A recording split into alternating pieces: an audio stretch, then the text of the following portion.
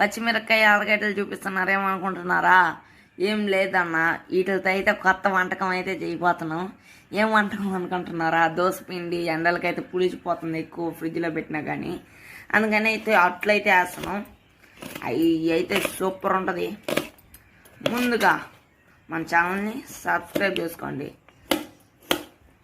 చూడండి, అట్లాగా అయితే తరుముకొని ఎంత కొంచెం కలిపినా వేస్ట్ అయిపోతుంటుంది. ఇట్లాగైతే అందరు తింటారు.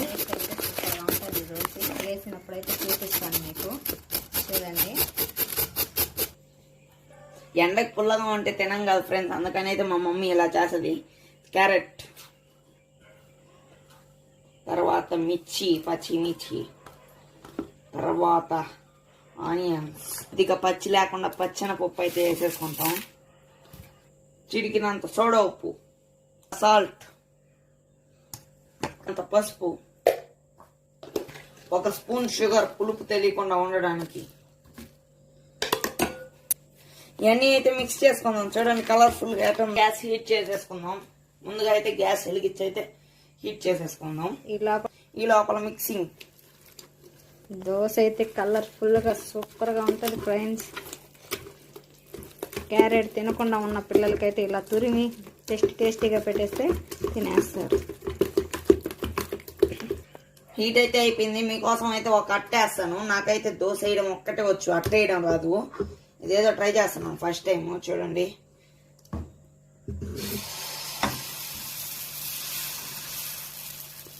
తిప్పలేక తుక్కపోయింది ఫ్రెండ్స్. ఇది ఆ దోశ కోసం ఒక లైక్, షేర్, సబ్స్క్రైబ్. ఉంటా, బాయ్. సరే, దోశ కాలినప్పుడు అయితే తర్వాత చూపించేసి ఉంటా, సరేనా? చూడండి, బాగా చుట్టూ చల్లేసుకునేది. బాగా అట్టయితే కాలిందో లేదో చూసేసుకున్నారండి. నాకైతే తిరగేయడం రాదు, మా అమ్మ అయితే తిరగేస్తుంది. చూడండి, బాగా కాలిపోయింది అట్టు. అటుపక్క కూడా మళ్ళీ కాల్చుకొని ఇంకా తీసేసుకొని టేస్ట్ చేయటమే. అట్టయితే 2 సైడ్లు అయితే కాలిపోయింది. ఇప్పుడు తీసి ప్లేట్కి వేసేసుకోవడమే. దీంట్లోకి ఏమనుకుంటున్నారా? వంకాయ బజ్జీ. ఏ మమ్మీ చట్నీ కారం లేకుండా ఉట్టి వంకాయ బజ్జీ వేస్తున్నావా అన్నాను. మా మమ్మీ అయితే ఈ 2 కాంబినేషన్ అయితే సూపర్ ఉంటుంది, టేస్ట్ చేసి చెప్పని చెప్పింది. సరే అని టేస్ట్ చేస్తున్నాను. కాలిపోతుంది ఫ్రెండ్స్.